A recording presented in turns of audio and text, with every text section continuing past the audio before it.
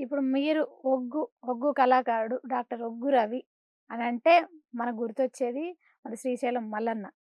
ఆ జాతర గురించి మన కోసం ఒక ఒగ్గు పాట. శ్రీశైలం మల్లన్న, హ్మ్. కుమరవెల్లి మల్లన్న, హ్మ్.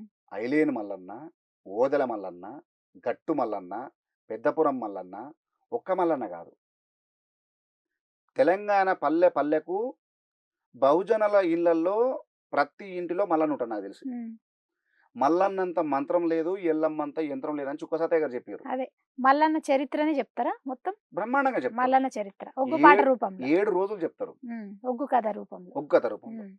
మల్లన్నకు లగ్గం చేస్తామమ్మా. హ్మ్.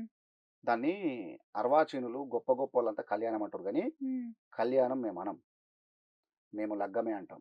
మల్లన్న లగ్గం. మల్లన్న లగ్గం, హ్మ్. ఎల్లమ్మ లగ్గం, పోచమ్మ లగ్గం, మైసమ్మ లగ్గం, ఇంకెవరు చేసినా పిల్లగాన్ని లగ్గం చేసినా కూడా లగ్గమే అంటారు. లగ్గమే పిల్ల అంటారు. లగ్గం, పిల్లగాని లగ్గం అంటారు. లగ్గం గడియలంటారు. అవును. ఓకేనా? తెలంగాణ భాషలో యాసలో అట్లనే తెలంగాణలో అంటారు. లగ్గమే అంటాం. లగ్గమే అంటారు. హ్మ్. మల్లన్న లగ్గం చేసేటప్పుడు చాలామంది ఒగ్గు పూజారులు మొన్న కొమరవెల్లిలో గమనించుంటారు. హ్మ్. ఐలేన్‌లో గమనించుంటారు. చాలా అద్భుతంగా అంటే తనువంతా మల్లన్నని నింపుకొని, హ్మ్. ఆ గవ్వల దర్శనాలు, తర్వాత ఆ రుద్రాక్షమాలలు, నుదిటి నిండా బండారు, ఆ చిక్కులు పడ్డటువంటి ఆహ్, ఆహ్, జటాజూటాలు. లిటరల్‌గా శివుని ప్రతిరూపమైనటువంటి మల్లన్న ఆ భక్తుల లోపల కనబడతారు. ఒక తాదాప్యం మీరు గమనించండి ఎప్పుడన్నా. ఎంత చక్కగా బోనమెత్తుకొని, దేవునికి నైవేద్యం తీసుకొని, పూలదండలు తీసుకొని, ఆ తనువెల్ల మల్లన్నని నింపుకొని, ఒక తన్మయత్వంతోటి బయలుదేరుతుంటే డోలు సప్పుట్ల మధ్యల అద్భుతమైనటువంటి దానికి అనుకూలంగా, అణకువగా ఒగ్గుల పాటలు.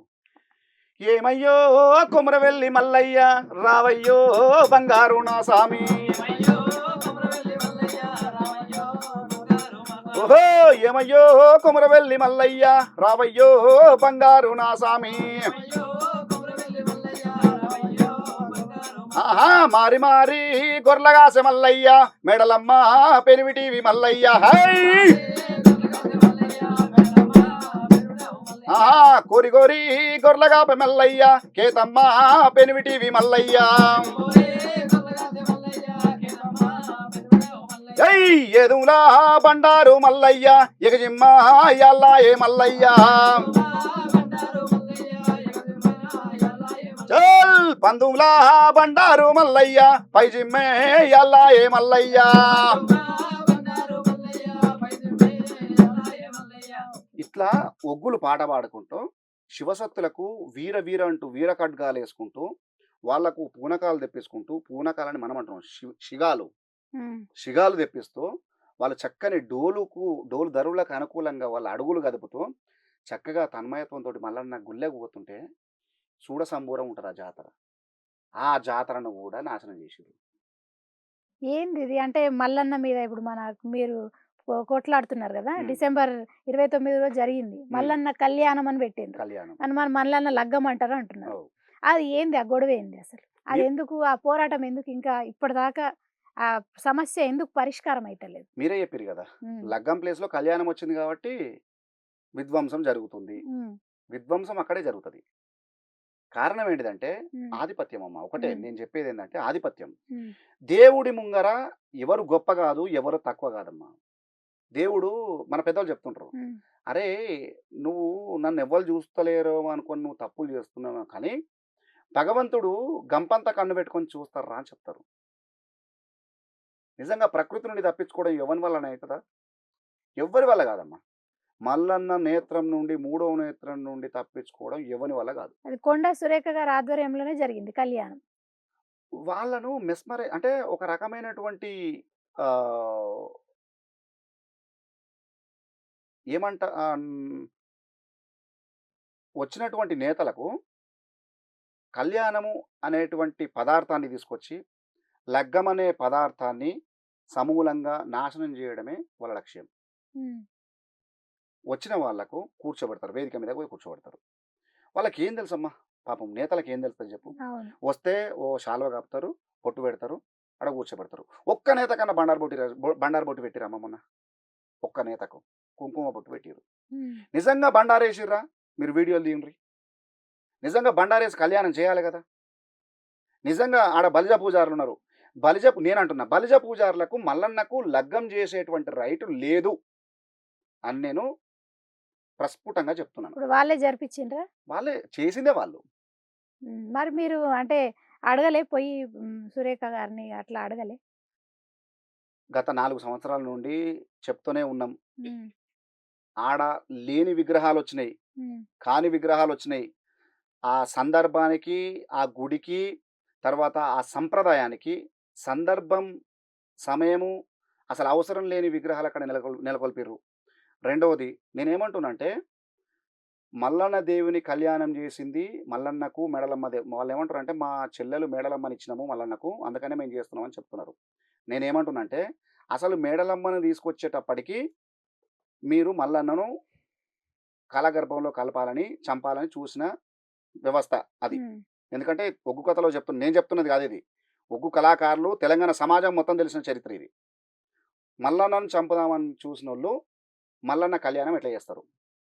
నిజంగా మీరు ఆనాడు మేడలమ్మను మీరు ఇచ్చినాడు నిజంగా వంగి మల్లన్న కాళ్ళు మొక్కి లగ్గం చేసిర్రా మీరు?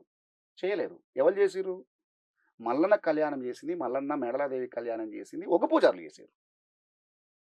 ఇవాళ అనాదిగా వస్తున్నటువంటి సాంప్రదాయాన్ని అక్కడికి రాని మీరేమో గుళ్ళుంటారు, అక్కడికి వచ్చే ఒగ్గు పూజారులు బయట ఉంటారు. ఇదేం చిత్రం? అంటే బయట చేసే పూజలన్నీ ఒగ్గు కళాకారులు చేయాలి, గుళ్ళో చేసేటి ఆళ్ళు చేయాలి అని వాళ్ళు అంటున్నారు. హ్మ్. నేనేమంటున్నా అంటే డిస్క్రిమినేషన్ అంటున్నాను, అన్టచబుల్ అంటున్నాను. అదే ఆళ్ళు అట్లా చేస్తున్నారు. అట్లా చేస్తున్నారు, గుళ్ళోకి రానిస్తలేరు మిమ్మల్ని. రాణిస్తలేరు. వీళ్ళు కూడా ఏం సపోర్ట్ చేస్తలేరు.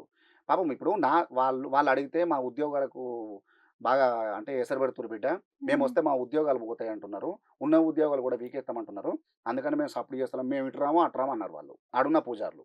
అంటే ఒగ్గు పూజ ఒగ్గు పూజారులు ఇప్పుడు ఏమంటలేరు, ఏమన్నా ఏమంటలేరు, ఎందుకంటే మళ్ళీ పాపం కొలువు పోతుంది కొలువు పోతుందని ఒక భయం పెట్టిర్రు. నిజంగా నేనేమంటున్నా అంటే నాకు ఉద్యోగంతో సంబంధం లేదు, నాకు సాంప్రదాయంతో సంబంధం.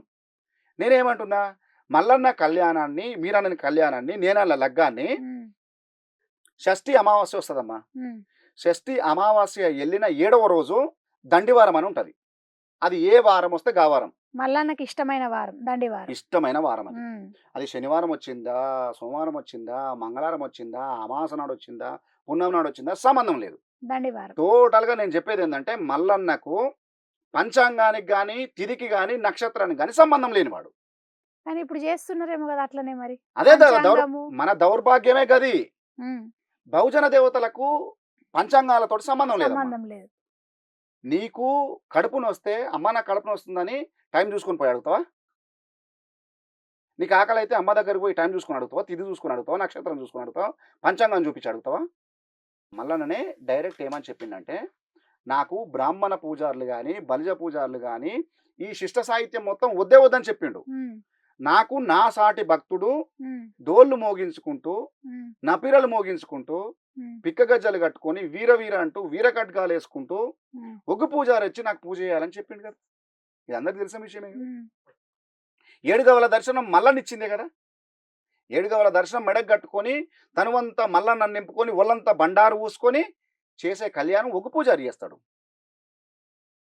ఇవాళ ఆ గుడి పెద్దగా అయింది, గుడి భక్తులు పెరిగినరు, గుడి ఆదాయం పెరిగింది, మేము గుళ్ళు ఉండాలి. గుడిని నెలకొల్పినటువంటి కొమరయ్య ఎక్కడ పోయిండో, ఆ కొమరయ్య పేరు మీదనే కొమరేలు వచ్చింది. ఆ చరిత్రను కూడా మార్చేసేటువంటి ప్రయత్నం చేసి దాన్ని కూడా నేనే అడుగున్నా.